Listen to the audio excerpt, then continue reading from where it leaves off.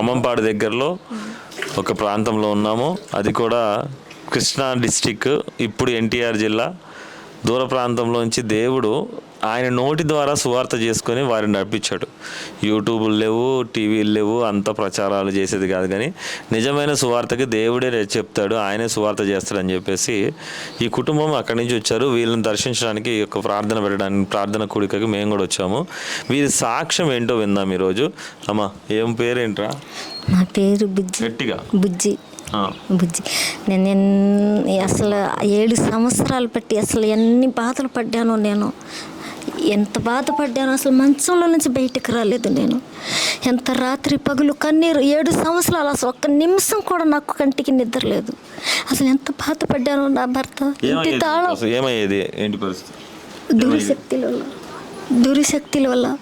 దూరశక్తుల వల్ల ఎన్ని బాధలు పడ్డానో నేను. తిరగలేని చోటే లేదు. బాధలు అంటే భయంకరంగా భయం, ఒళ్ళంతా నొప్పి, చిరుకుపోట్లు, అసలు అనలేని, అసలు ఒక్కొక్కసారి చనిపోదాం, ఉరేసుకుందాం, కరెంటు పట్టుకుందాం, మందు తాగుదాం, నరకేస్తాను ఇదే అని అంటాం, నీకు నరకేస్తాను, నీ గొడ్లతో నరుగుతా, కత్తితో నరుగుతా అని భయపెట్టాను నాకు. అది మా పలిమేర కాడికి ఒక్కరోజు పలిమేర కాడికి వెళ్ళింది అయ్య గారు. ఎన్ని గంటలకి? 6:30 అక్కడ పోయాక మొత్తం ఏదేదో చెప్పాక, నేను ఇక్కడ ఎందుకు వచ్చా, నేను ఆడు దాటితే నేను ఇంటికాడ నుంచి బయటికి వెళ్ళను, నేను ఎందుకు వచ్చా ఇదేనా అంటుంది అయ్యవారు. పులిమార దగ్గరికి తను ఒక్కతే ఎవరికి తెలియకుండా వెళ్ళేది అంటే అట్లా వెళ్ళిపోయేది. నీకు తెలిసేదమ్మా వెళ్తున్నప్పుడు? తెలియదు. అక్కడికి వెళ్ళాక వచ్చి ఏడవటం తప్ప చేసేది ఏం లేదు. కనీసం 5 కిలోమీటర్లు నడిచి వెళ్ళింది తప్ప కనీసం ముళ్ళు గుచ్చుకోవటం కానీ, ఎదురు దెబ్బ కానీ ఏం లేదు. వెళ్ళిపోయింది. మాత్రలో హాస్పిటల్ పోలేమా? అసలు తిరగలేని 8 లక్షలు ఖర్చు పెట్టాము. 8 లక్షలు ఎంఆర్ఆర్ స్థానికి 2 తిరగని హాస్పిటల్. మాది తిరువూరు నియోజకవర్గం. తాతకుండా మా అక్కడ దగ్గర మొత్తం మేము ఫ్యామిలీ మొత్తం 5-6 రోజులు ఉండి ఆమె ఎడుతుంటే ప్రాణం బాగోలేదు అని హాస్పిటల్ విజయవాడ కృష్ణా గ్యాస్ విజయవాడలో తిరిగిన హాస్పిటల్ లేదు, ఏమీ లేదు. మేము ఫ్యామిలీ మొత్తం ఉండి మా ఇక్కడే ఉండి ఇక్కడే పడుకునేవాళ్ళం. మాకు కూడా ఈ మధ్యన పెళ్ళి అయింది. ఫ్యామిలీతో చాలా బాధపడేవాళ్ళం. ఏడవడం, అన్నం తినకపోవడం, ఒళ్ళు నొప్పి అంటది, కాసేపు గుండె జల్లుమంటది, కాసేపు నరకెత్తా, నిన్ను చంపేస్తా అని ఇల్లు వదిలిపెట్టి పారిపోయేది. చాలా చికాగా చేసేది.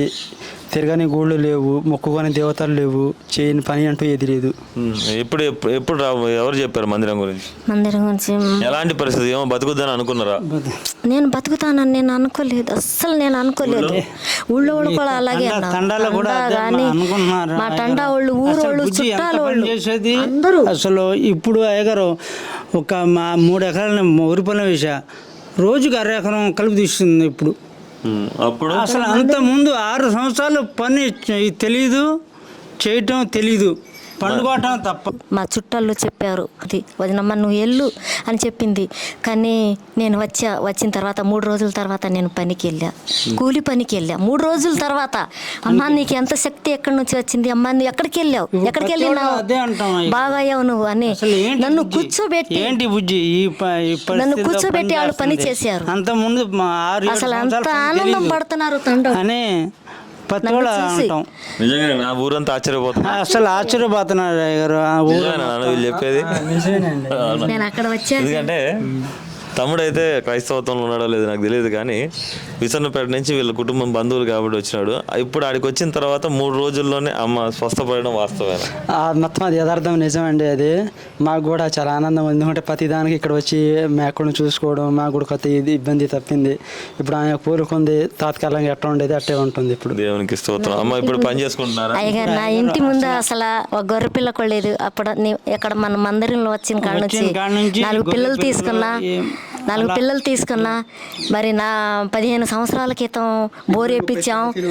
అప్పుడు అంగళన్నారా, 1/2 గంట వచ్చేది నీళ్ళు, 1/2 గంట ఆగిపోయేది. కానీ ఇప్పుడు 2 అంగళాలు వస్తుంది. ఇప్పుడు చూసేవాళ్ళు ఆశ్చర్యపోతున్నారు. ఎండిపోయిన బోరు కూడా మళ్ళీ దేవుడు, మన చర్చిలో దేవుడు ఉన్నాడు. అసలు అసలు మీ కాళ్ళలో పడ్డా కూడా మాకు ఈ తెరదండి. పండుగ అన్నం బాగుంటే కూర కాలు పెట్టుద్ది, కూర బాగుంటే అన్నం కాలు పెట్టుద్ది. నేను నయం అయ్యాను. ఆ పరిస్థితుల్లో అన్నయ్య మందిరం నేను వెళ్ళాను, నేను నయం అయ్యాను. దేవునికి స్తోత్రం. ఆమెన్. ఈరోజు ఈ సంతోషానికి ఎన్ని కోట్లు ఇచ్చినా కొనలేవు, అవునా కాదా? నేనేంట అయ్యా యేసయ్య ఉన్నాడు అనే విషయము ఎవరో టీవీలో చూపిస్తేనో ఎవరో మాటల్లో చెప్తేనో కాదు. యేసయ్య ఉన్నాడు అనేది వీళ్ళ విషయంలో నా దగ్గర నా దేవుడు వీళ్ళకి పని చేసినాడు.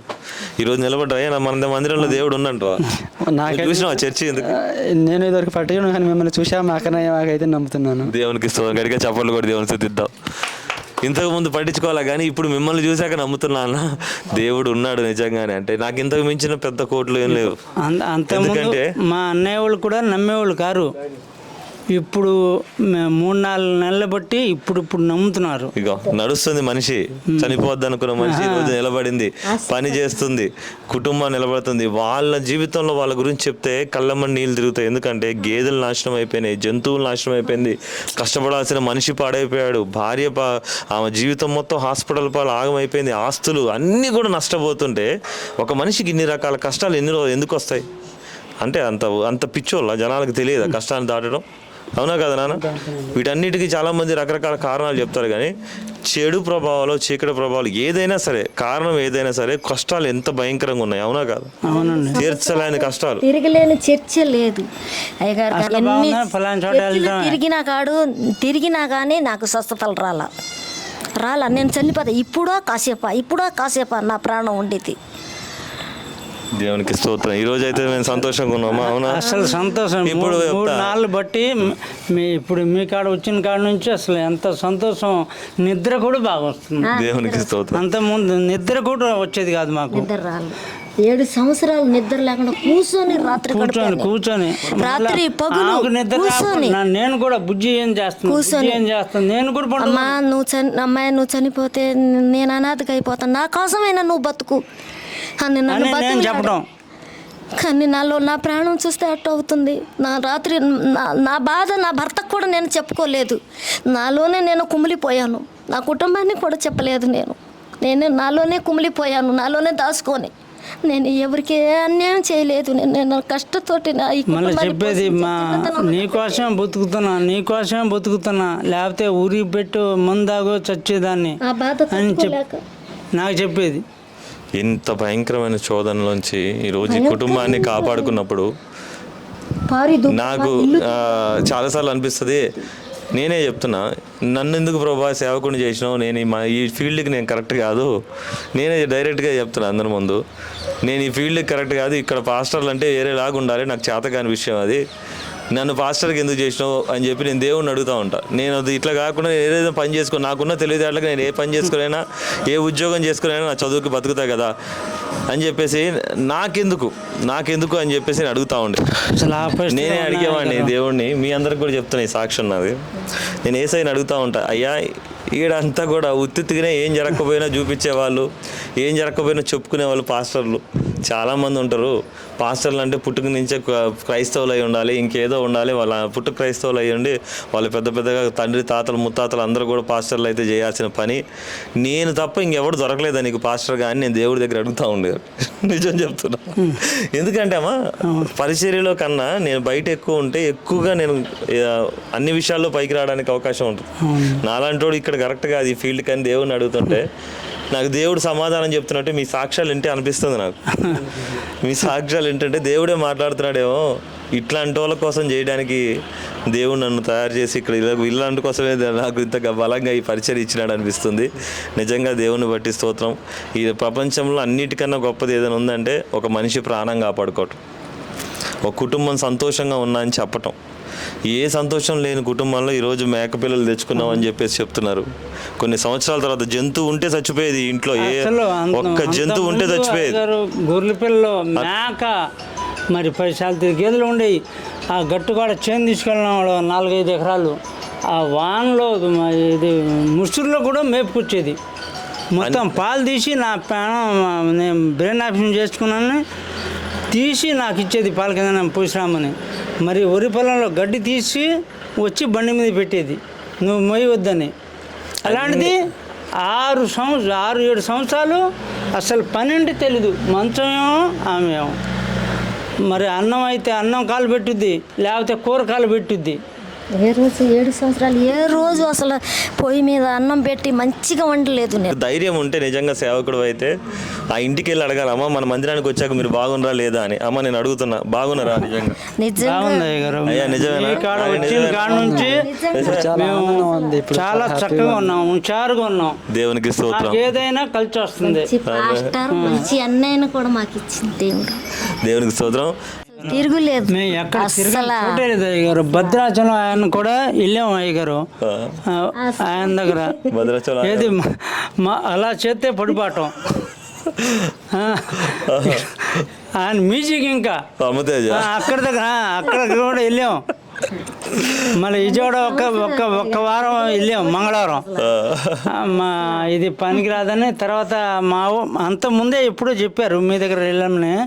తర్వాత తెలుసుకొని తర్వాత వచ్చిన కాడ నుంచి 2వ వారం కాడ నుంచి వీళ్ళు బుస్సు పాస్టర్ల కాడికి కూడా పోయిర్రంట. పోతారు, కాకపోతే ఏం చేస్తారంటే వాళ్ళ దగ్గర డబ్బులు ఉన్నాయి, దోచుకుంటారు, ఎక్కువ మందికి చూపించడానికి ప్రయత్నం చేస్తారు. కానీ మనకి అది చేత కాదు. మనకి నిజాయితీగా ఈరోజు నిజంగా ఆ చెల్లిని నవ్వుతుంటే నాకు చాలా సంతోషంగా ఉంది. వచ్చినప్పుడు ఎంత బాధపడిందో నా సహోదరి, ఆయన్ని చూసినప్పుడు ఆ దుఃఖం నాకు తెలుసు. దేవుడు నా ప్రార్థన విన్నాడు. మా అందరి ప్రార్థన ఒక్క వారంలో మాకు అయ్యగారు మార్చారు. ఒక్క వారంలో అయ్యగారు మాకు మార్చాడు. నేను పనికి వెళ్ళా, కరువు పనికి వెళ్ళా, కూలి పనికి వెళ్ళా, నా ఇంటి పని చేసుకున్నా. 7 సంవత్సరాలు పత్తి చేశాను నేను. అంత ముందు కరువు పని అనేది తెలీదు. కలుపు కూడా నేను గొర్రె పిల్లలు తీసుకెళ్తా, మేపడానికి మా గేదెని తీసుకెళ్తా. స్తోత్రం. ఏది లేక 7 సంవత్సరాలు మంచాలు ఉన్న మనిషి ఈ రోజు అన్ని సాక్ష్యాలు చెప్తుంది. మీరు నమ్మిన వాళ్ళకే యేసుక్రీస్తు ప్రభువు. ప్రార్థన చేద్దాం, వాళ్ళు పోగొట్టుకుని అన్ని కూడా దేవుడు ఇచ్చేటట్టు. మహాపరిశుద్ధ తండ్రి, గొప్ప దేవేశ్వర, నేను సంతోషంగా ఉన్నాను అయ్యా. ఒక కుటుంబానికి కావాల్సిన అన్ని దయచేయండి. ఎవరైతే ఒంటరి అన్నారో మీరే ఒక మంచి కుమారుని కూడా వీళ్ళ ఇంటికి నడిపించండి అయ్యా. వారికి క్షేమకరంగా ఉండే విధంగా ఆ సంతోషంతో అవి కాక వీళ్ళ సంతానం కూడా ఇంకొకటి దయచేసి ఇంటికి పిల్లలు పాపలు గేదెలు బంగారం సమస్తము మళ్ళీ పోగొట్టుకుని అన్నీ మీరు ఇచ్చి ఎవరైతే నవ్వి ఉన్నారో వారందరి ముందు వారిని ఆశ్చర్యంగా నిలబెట్టి తండ్రి, మేము చూస్తున్నప్పుడు మరొక సంవత్సరంలోనే ఇంకా ఎన్నో అద్భుతాలతో వీరి కుటుంబాన్ని నేను గొప్పగా ఉంచమని, ఈ యొక్క సంఘంలో బలమైన దృఢమైన విశ్వాసులుగా, వెనుదిరగని విశ్వాసులుగా, మోషే బెతస్తా మందిరంలో పరిశుద్ధాత్మ కలిగిన బిడ్డలుగా ఉంచమని అడుగుతున్నాము తండ్రి. ఆమేన్.